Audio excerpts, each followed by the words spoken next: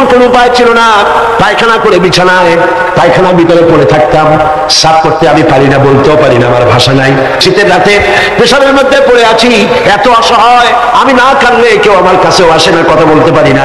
আমার অসহায় সময় আমার মা বাপ যেভাবে আমাকে স্নেহ করে লালন পালন করেছে, আমার মাবুদ অকৃত্রিম স্নেহ দিয়ে আমাকে যেভাবে লালন করেছে, আল্লাহ তুমি আমার মা বাপকে তোমার রহমতের করে লালন পালন করো। বলেন সবাই আমার সাথে, রব্বিরহামহুমা কামা রাব্বায়ানি সগীরা। সবাই পড়েন, রব্বিরহামহুমা কামা রাব্বায়ানি সগীরা। আমার রব আমার মা বাবার উপর রহমত করো, শান্তিতে রাখো। আপনারা প্রত্যেক নামাজের মোনাজাতে আপনারা যখনই দোয়া করবেন এই করবেন, মনে থাকবে? মনে থাকবে? খবরদার ভুলে যাবেন। সূরা বনী ইসরাঈলের এই দুটি আয়াতের মধ্যে কয়েকটা শিক্ষা পাওয়া যায়। প্রথম হচ্ছে, মুমিনের উপর আল্লাহ রাব্বুল আলামিন আল্লাহর পরে সবচেয়ে বড় অধিকার করে দিয়েছেন পিতামাতা। আল্লাহর পরেই অধিকার কার? পিতামাতা। আল্লাহর ইবাদতের পরই পিতামাতার সাথে ভালো ব্যবহার করার নির্দেশ দিয়েছেন আল্লাহ পাক। জি।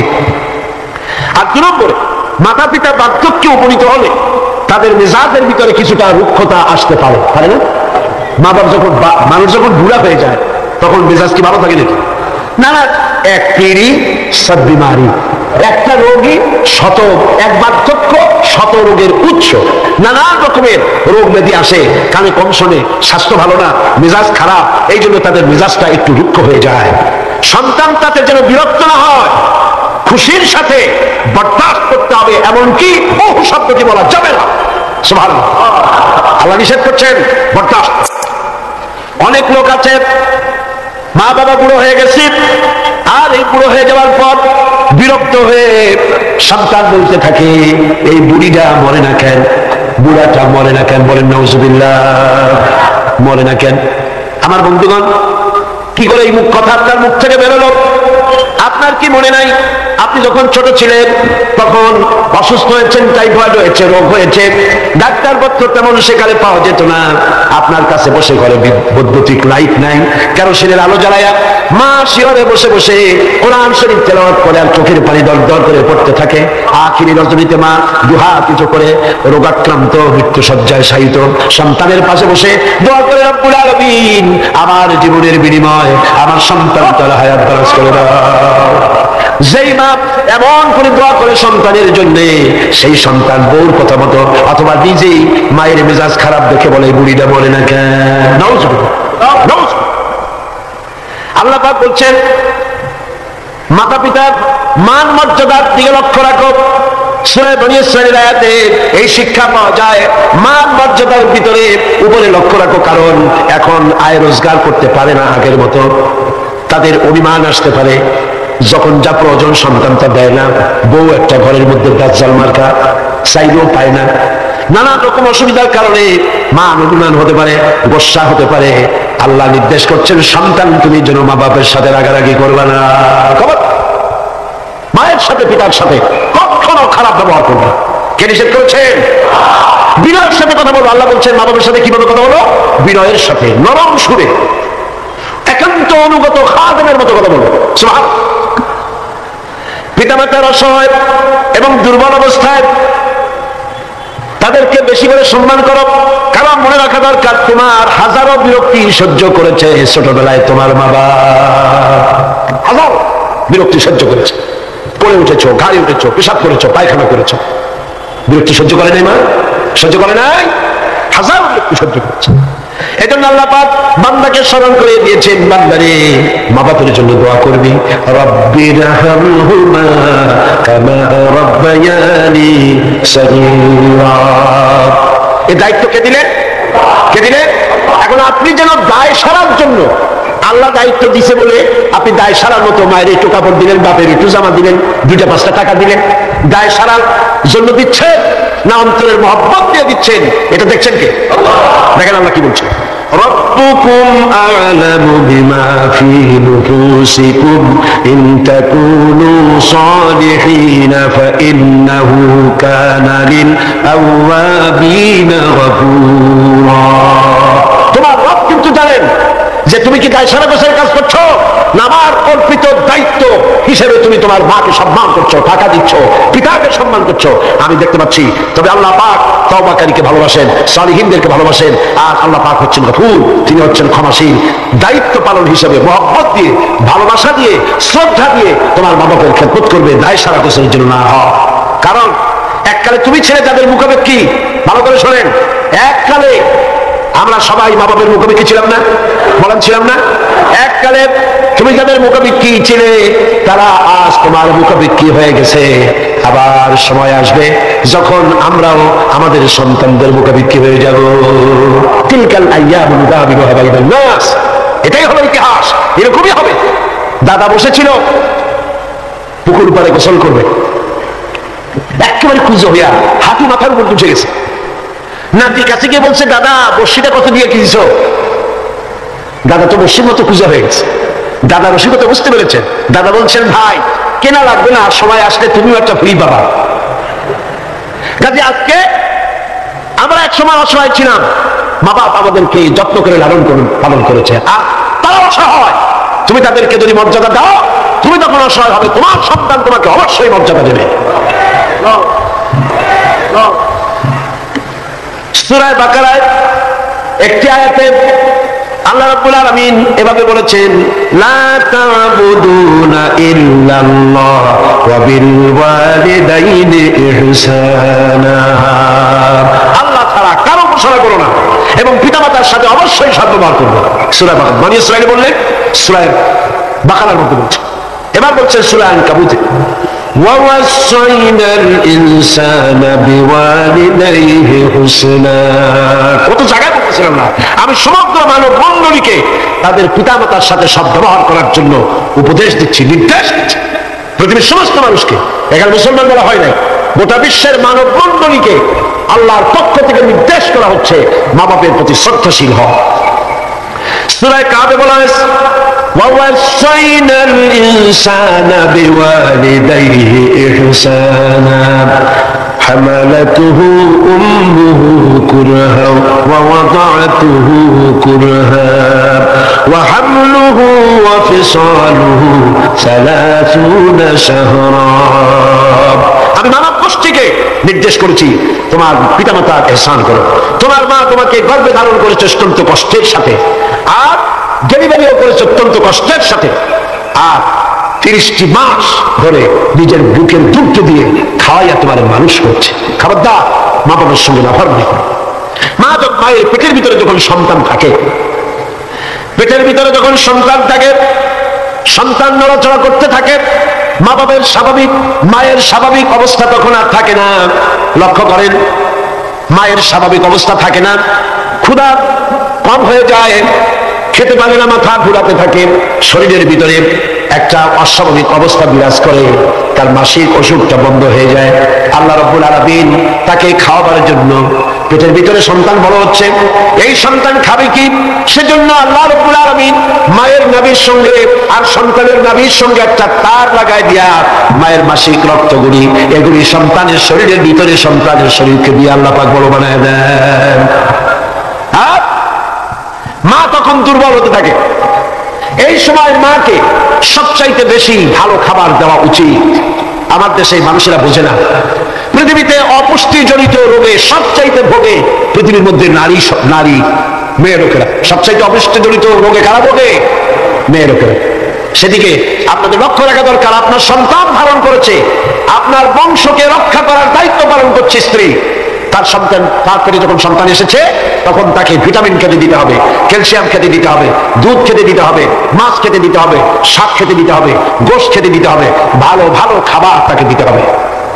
এটা দেওয়ার দায়িত্ব আপনি। তার রক্তগুলি সব সন্তানের মধ্যে চলে যাচ্ছে।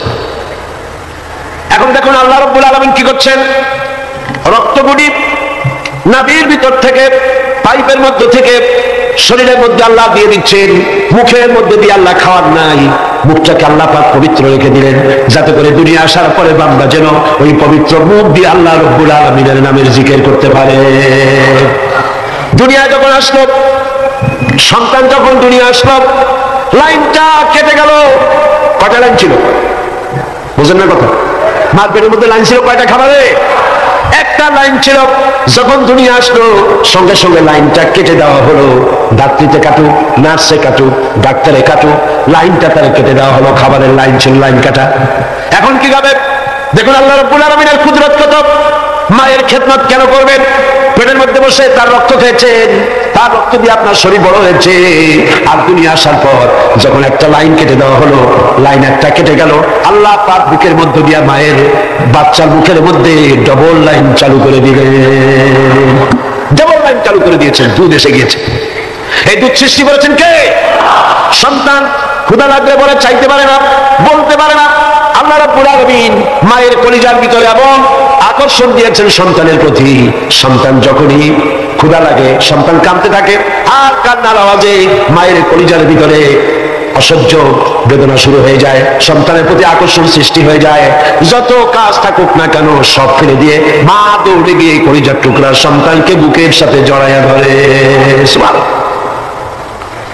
এজন্য বাচ্চা যখন গর্ভে থাকে, আল্লাহ নবী বলেছেন আল মারআতু ইযা হামিলাত কানা লাহা আজরুস সাইমিল কাইম আল মুখবিতিল মুজাহিদি ফি সাবিলিল্লাহ। আল্লাহ পাকের নবী বলেন, মায়ের পেটে যখন সন্তান থাকে, এই সন্তান পেটে থাকার কারণে রাতের বেলা যে ঘুমাতে পারে না ঠিক মতো, সারা রাত দাঁড়ায় দাঁড়ায় ইবাদত করলে যত সওয়াব হইতো, আল্লাহ পাক মায়ের আমলনামায় সেই সওয়াব লিখে দেন। মা যে খেতে পারে না ঠিক মতো খেতে পারে না, এই জন্য 10টি মাস রোজা রাখতে পারে যে সওয়াব হতো মায়ের আমলনামায়, আল্লাহর নবী বলেন রোজার সওয়াব আল্লাহ পাক তার আমলনামায় লিখে দেন। সে যে কষ্ট বরদাস্ত করে, এই কষ্ট বরদাস্ত করার জন্য পেটে ধারণের কষ্ট আর ডেলিভারির কষ্ট বরদাস্ত করার কারণে পুরুষেরা জিহাদ করে যে সওয়াব পাবে, মা সন্তান পেটে ধরে ডেলিভারি করে সন্তান মানুষ করে সেই জিহাদের সওয়াব পাওয়া যাবে। সুবহানাল্লাহ। আমার বন্ধুগণ, এসব আল্লাহ পাক মানুষকে দান করেছেন।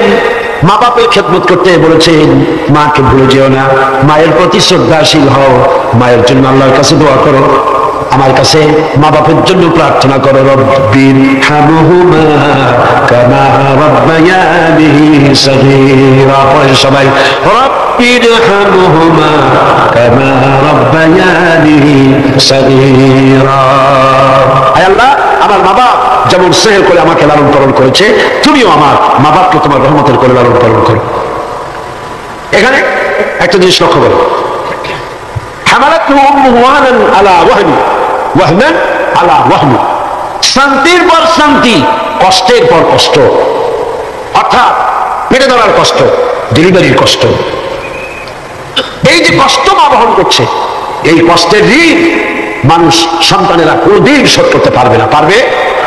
সন্তান যদি তার বুকের চামড়া দিয়া মায়ের জন্য এক জোড়া জুতা তৈরি করে দেয়, পিঠের চামড়া নয়, সন্তান যদি তার বুকের চামড়া দিয়া মায়ের পায়ের এক জোড়া যদি জুতা তৈরি করে দেয়, মায়ের এক ফোঁটা দুধের হক আদায় হবে না।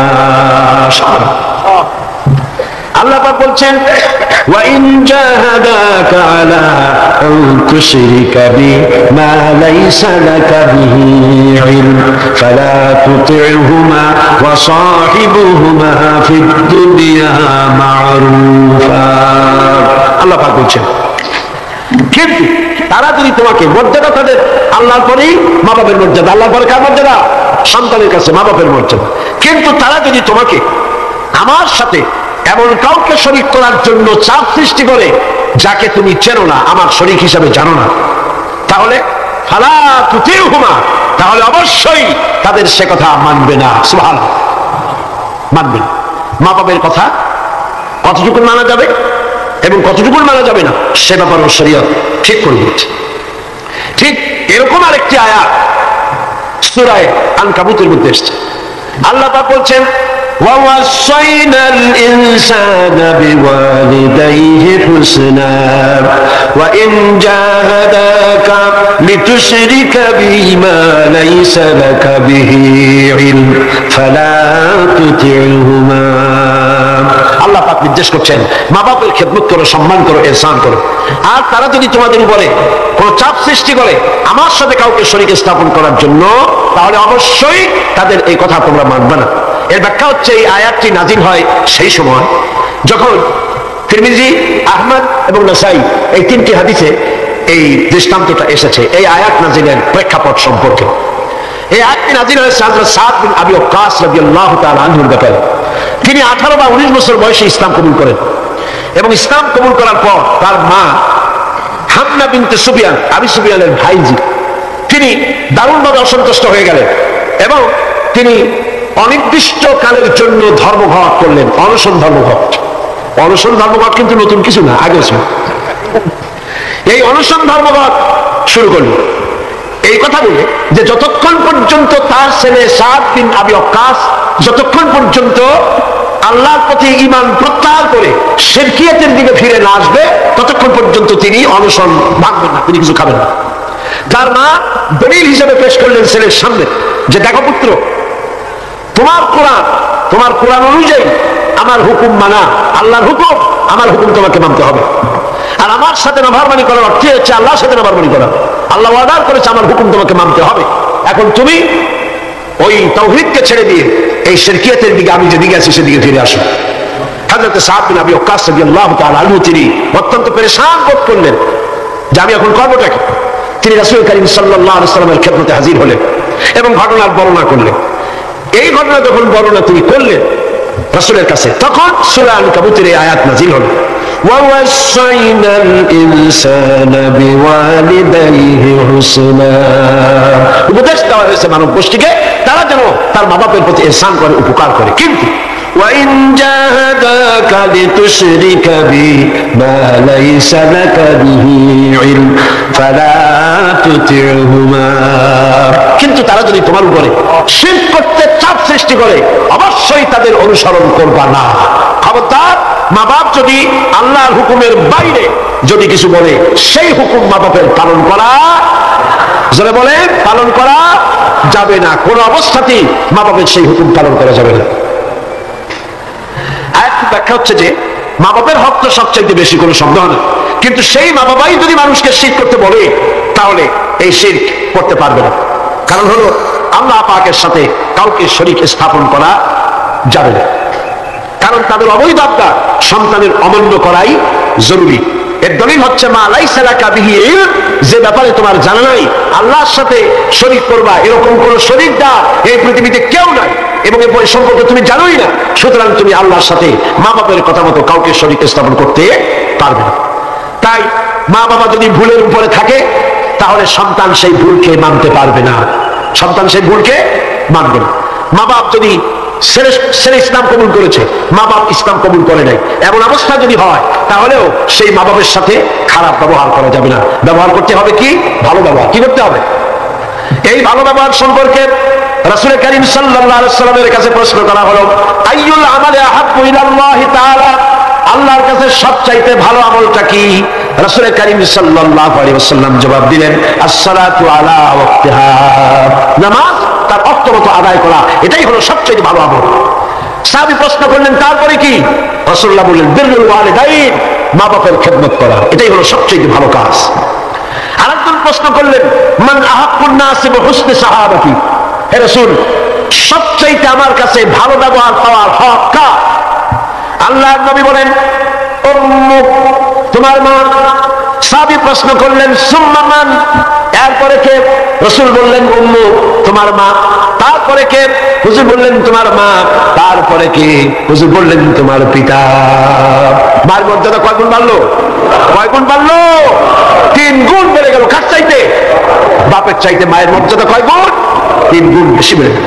হযরত আব্দুল্লাহ ইবনে আমর রাদিয়াল্লাহু তাআলা আনহু তিনি বলেছেন, যা রাজুলুন ইলা নবী সাল্লাল্লাহু আলাইহি ওয়াসাল্লাম ফাস্তাযানা লাহু ফিল জিহাদ। তিনি বলছেন যে একজন লোক রাসূলের কাছে আসলেন এবং তিনি অনুমতি চাইলেন জিহাদে যাওয়ার জন্য, যুদ্ধে অংশগ্রহণ করার জন্য। ফাকালা আহাইয়ুন ওয়ালিদাক, রাসূল জিজ্ঞেস করলেন, তোমার পিতামাতা কি জীবিত আছেন? তিনি জবাব দিলেন, ক্বালা নাম, আমার মা বাবা জীবিত আছে। ক্বালা ফাফিহিমা ফাজাহিদ, চলে যাও বাড়ি, মা বাবার খেদমত করো, এটাই তোমার জন্য জিহাদ। চলে বলেন সুবহানাল্লাহ। হাতনা নামক আরেকজন সাহাবী রাসূল করিম সাল্লাল্লাহু আলাইহি ওয়াসাল্লামের কাছে উপস্থিত হলেন। তিনি অনুমতি চাইলেন যে রাসূল আমি জিহাদে যেতে চাই, আমি জিহাদে যেতে চাই। হুজুর বললেন, আলাকা ওয়ালিদাতুন, তোমার কি মা বেঁচে আছে? তিনি বললেন, হ্যাঁ আমার মা জীবিত আছেন। আল্লাহ নবী বললেন, ইযহাব ফাকরিমহা ফাইন্নাল জান্নাতা তাহতা রিজলাইহা, আখরাজাহু নাসাই, নাসাই শরীফের হাদিস। রাসূলুল্লাহ বললেন, তোমার মা যখন আছে, ইযহাব, ফিরে যাও, বাড়ি চলে যাও, ফাকরিমহা, এবং মায়ের সম্মান করো, ইজ্জত করো, মায়ের খেদমত করো, ফাইন্নাল জান্নাতা তাহতা রিজলাইহা। আমার সেই দুধ মা হযরতে হালিমাতুস সাদিয়া, আমার দুধ মা। সুবহানাল্লাহ, মায়ের সম্মান ইসলাম এত বেশি দিয়েছে। মায়ের দুধের বদলা ইয়ামেন থেকে একজন হাজী সাহেব আসছে, মাকে খালে নিয়ে তাওয়াফ করতেছে আর গান গাচ্ছে, শের পড়তেছে, মায়ের হক আদায় করে ফেলেছি, মাকে নিয়ে আওয়াজ করলাম, মাকে নিয়ে কায়েফ কি বলে মুজদালিফায় গেলাম, মিনায় গেলাম, রমিয়া হাজার করলাম, সাই করলাম, তাওয়াফ করলাম, মাকে গাড়ি নিয়ে সব করেছি, আমার মায়ের হক আমি আদায় করেছি। হযরত আব্দুল্লাহ বিন ওমর রাদিয়াল্লাহু তাআলা আনহুমা ওই লোকের শের শুনে, গান শুনে, এই কথা শুনে তিনি বললেন, তুমি কিসের হক আদায় করেছো? তুমি তো তোমার মায়ের একটা শব্দের হক আদায় করতে পারো নাই। তোমার মা কষ্টে পড়ে তোমাকে কোলে নিয়ে, তোমাকে তোমার কষ্টের সময়, বিপদের সময়, তোমাকে দুঃখে দেখে, কষ্ট দেখে মুখ থেকে যাও শব্দটা বেরোচ্ছে, সারা জীবন তো সেই হক আদায় করতে পারবো না। হক আদায় করছো, এত বড় কথা কি করে বলতে পারবে? মা বাপের, পিতামাতার আনুগত্যের চূড়ান্ত রূপ বলতে গিয়ে হযরত ইবনে আব্বাস রাদিয়াল্লাহু তাআলা আনহু বলেছেন, وعن ابن عباس رضي الله تعالى عنه أنه قال قال رسول الله صلى الله عليه وسلم من أصبح مطيعا لله في والديه أصبح له بابان مفتوحان من الجنة. حضرت ابن عباس رضي الله تعالى عنه বলেছেন, আল্লাহ রাসূল বলেছেন, যে ব্যক্তি পিতামাতার সম্পর্কিত আল্লাহর নাজিলকৃত হেদায়েত মেনে নিয়ে সকাল করলো, আল্লাহ রাব্বুল আলামিন তার জন্য জান্নাতের দুইটা দরজা খুলে দেন। আর যদি মা বাপ বেঁচে নাই, দুজনের একজন আছে, তার খেদমত করে, তাকে খুশি করে যদি সকাল করে, জান্নাতের একটা দরজা তার জন্য খুলে যায়। ওয়ামান আমসা আসিয়ান লিল্লাহি ফি ওয়ালিদাইহি আসবাহা লাহু বাবানি মাফতুহান মিনান নার। আর যদি মা বাপকে অসন্তুষ্ট করে, আল্লাহ যে হুকুম করেছে সেই হুকুম অনুযায়ী মা বাবার খেদমত না করে, মা বাবার সাথে নাফরমানি করে যে সন্ধ্যা করলো, নবীজি বলেন তার জন্য জাহান্নামের দুইটা দরজা খোলা হয়ে যায়। মা বাবার দুজনের একজন যদি বেঁচে থাকে, তাহলে মা বাবার দুজনের একজন যদি বেঁচে থাকে, তাহলে তাকে যদি অসন্তুষ্ট করা হয়, জাহান্নামের একটা দরজা তার জন্য খোলা হয়ে যায়। সাহাবী প্রশ্ন করলেন, ক্বালা রাজুলুন ওয়া ইন যালামাহু, ক্বালা ওয়া ইন যালামাহু, কিংবা রাসূলুল্লাহ বললেন, ওই ব্যক্তি জিজ্ঞেস করলেন, হুজুর মা বাপ যদি আমার উপরে জুলুম করে? রাসূলুল্লাহ বলেন, জুলুম যদি করে? তারপরে সে বলছে, যদি আমার উপরে জুলুম করে? হুজুর বলেন, জুলুম যদি করে? আবার প্রশ্ন করলেন, আমার উপরে মা বাপ যদি জুলুম করে? রাসূলুল্লাহ বলেন, জুলুম যদি করেও খবরদার তুমি মা বাবার সাথে নাফরমানি করবে না। মা বাবার খেদমত করো, কপাল খুলে যাবে। কি খুলে যাবে? আমার বন্ধুগণ, হযরত ইবনে আব্বাস রাদিয়াল্লাহু তাআলা আনহু আরো বলেন, আন ইবনে আব্বাস রাদিয়াল্লাহু তাআলা আনহু আন্না রাসূলুল্লাহ সাল্লাল্লাহু আলাইহি ওয়াসাল্লাম قال من ولد باق ينزله إلى والديه نزلة رحمة إلا كتب الله بكل نزلة حجة. আল্লাহ নবী বলেন, হযরত ইবনে আব্বাস রাদিয়াল্লাহু তাআলা আনহু বর্ণনা করেছেন, রাসূলুল্লাহ বলেছেন, কেউ যদি তার মা বাপের দিকে যদি মহব্বতের নজরে, ভালোবাসার নজরে যদি তাকায়, তাহলে তার আমলনামায় একটা কবুল হজের সব আল্লাহ পাক আমলনামায় লিখে দিবেন। একজন প্রশ্ন করলেন, যদি এক সাহাবী প্রশ্ন করলেন, ইয়া রাসূলুল্লাহ, যদি কোন সন্তান তার মা বাপের দিকে দৈনিক 100 বার তাকায় তো কি হবে? আল্লাহ নবী বললেন, জেনে রাখো, 100 বার যদি দৈনিক মা বাপের দিকে রহমতের নজরে, ভক্তির নজরে, ভালোবাসার নজরে যদি তাকাও, আল্লাহ পাক তোমার আমলে 100 কবুল হজের সব লিখে দিবে। আল্লাহ ভাগ্যে কোনো অভাব নেই। তাই বলে আবার কেউ মনে করেন না যে হজ যখন ফরজ আছে, এত কষ্ট করে টাকা খরচ না করিয়া মহব্বতের নজরে বাপের দিকে তাকায় থাকে, এতে কিন্তু কাম হবে না। উল্টা পাল্টা চিন্তা করবেন না, চিন্তাটা ঠিক মতো করে যার উপর ফরজ হয়েছে যাই আদায় করতে হবে। এখানে আল্লাহ পাক সওয়াব দিবেন, এই সওয়াবে আপনার হজ যে ফরজ হয়ে আছে সেই দায়িত্ব কিন্তু আদায় হবে না। আর মা বাবার খেদমত যদি করেন, তাহলে আপনার দুনিয়ার ফায়দাটা কি? রাসূলুল্লাহ বলেছেন, আন আনাস ইবনে মালিক রাদিয়াল্লাহু তাআলা قال رسول الله صلى الله عليه وسلم من سره أن يمد له في عمره ويزداد له في رزقه فليبر والديه وليصل رحمه رواه أحمد আল্লাহর নবী বলেন হযরতে আনাস বিন মালিক রাদিয়াল্লাহু তাআলা থেকে বর্ণিত আল্লাহর নবী বলছেন কেউ যদি দুনিয়ায় তার রিজিক বাড়াতে চায়, সম্মান বাড়াতে চায়, হায়াত বাড়াতে চায়, সে যেন তার মা বাপের খেদমত করে। মা বাপের খেদমত যারা করবে, মা বাপের সম্মান যারা করবে, আল্লাহ পাক তার রিজিকে বরকত দান করে দিবে। রিজকে কোনোদিন অভাব হবে না। কবরের কাছে গিয়া, মাজারের কাছে গিয়া বলা লাগবে না ইয়া খাজা মেরা মতলব কো পুরা করবে, এটা বলা লাগবে না, এটা বলা লাগবে না। আপনার রিজকে বরকত হয়ে যাবে মা বাপ যদি আপনাকে আপনার জন্য দোয়া করে।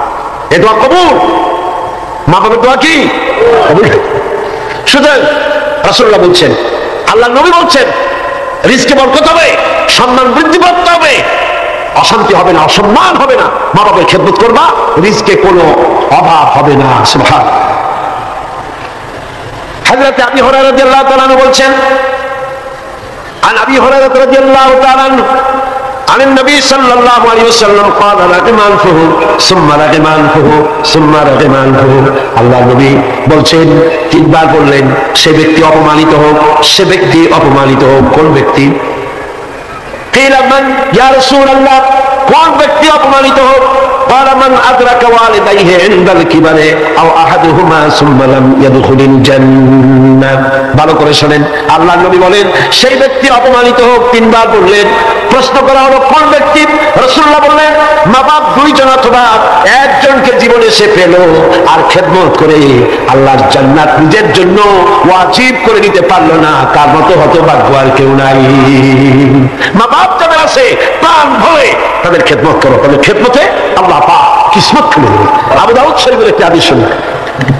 হযরত আব্দুল্লাহ বিন আমর রাদিয়াল্লাহু তাআলা আনহু তিনি বলছেন, এক ব্যক্তি তার মাতা পিতাকে কাঁদায় রেখে রাসূলের সামনে জিহাদে যাওয়ার জন্য উপস্থিত হয়েছেন, মা বাপকে ক্রন্দনরত অবস্থায় রেখে। রাসূলুল্লাহর কাছে খবর এলো এই যুবক জিহাদে যাওয়ার জন্য আসছে আর তার মা বাপ কাঁদতেছে। রাসূলুল্লাহ বললেন ফিরে যাও, মা বাপকে যেভাবে কান্দায় আসছো ওইভাবে খুশি করে তারপরে আসো, মা বাপকে অখুশি রেখে জিহাদে যাইও না। মা বাপের খেদমত করো, তাদেরকে খুশি করো। অন্য হাদিসে এসেছে রাসূল কারীম সাল্লাল্লাহু আলাইহি ওয়াসাল্লামের খেদমতে একজন হাজির হয়ে অভিযোগ করলো। একজন হাজির হয়ে সে অভিযোগ করছে, হে রাসূল আমার মা খুব বদমেজাজের মেয়ে লোক। কে বলছে? এক যুবক বলছে রাসূলের কাছে গিয়ে আমার মা খুব বদমেজাজের মানুষ। অভিযোগ। প্রিয় নবী তার জবাবে বললেন, হে যুবক 9 মাস ধরে অব্যাহত ভাবে তোমার মা যখন তোমাকে গর্ভে ধারণ করেছিল তখন তো তোমার মায়ের মেজাজ খারাপ ছিল না। তোমার মা যখন তোমাকে পেটে ধরে রাখছিল তোমার মেজাজ খারাপ ছিল? আরে কি সুন্দর কথা। পেটের ভিতরে একটা জীবিত মানুষ, একটা জীবিত মানুষের পেটের মধ্যে আরেকটা জীবিত মানুষ, সে চুপ করে বসে নাই, কেন দিয়ে গুঁতো মারতেছে, হাঁটু দিয়ে গুঁতো মারতেছে। আমার তো মনে হয় যে এই রকমের যদি পুরুষের হইতো, পুরুষের যা মেজাজ খারাপ,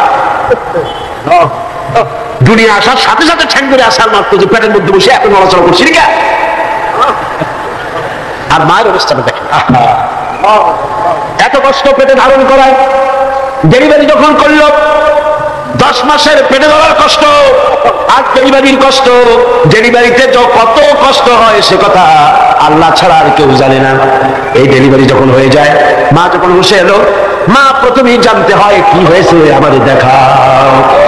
সন্তান যখন মায়ের চোখের সামনে তুলে ধরা হয়, আমার আল্লাহ পাক বলেন মায়ের 10 মাসের পেটে ধরার কষ্ট আর ডেলিভারির কষ্ট সন্তানের চেহারা দেখার সঙ্গে সঙ্গে মায়ের মন থেকে আমি আল্লাহ মুছে ফেলে দেই। রাসূলুল্লাহ বলছিল, যুবক আজকে তুমি বলতেছো তোমার মায়ের মেজাজ খারাপ, কিন্তু 9 মাস যখন পেটের মধ্যে তুমি ছিলা তখন তোমার মেজাজ খারাপ হয় নাই। যুবক তখন পাল্টা জবাব দিল, হে রাসূল আমি মিথ্যা কথা বলছি না, আমার মা সত্যই তার মেজাজটা দারুণ খারাপ। হুজুর বললেন, সে যখন রাতের পর রাত জাগতো আর তোমার দুধ খাওয়াইতো, তুমি তোমার মা গভীর রাত্রে ঘুমায়াস, তুমি চিৎকার করতেছো, ঘুম ভাঙা তোমার কোলে নিয়ে দুধ খাওয়াইলো, 2.5 বছর পর্যন্ত জ্বালাইছো মায়ের বুকের দুধ খাইয়া, দিনে দুপুরে রাত্রে কত কষ্ট দিছো, তখন তো তোমার মায়ের মেজাজ খারাপ ছিল না। আরে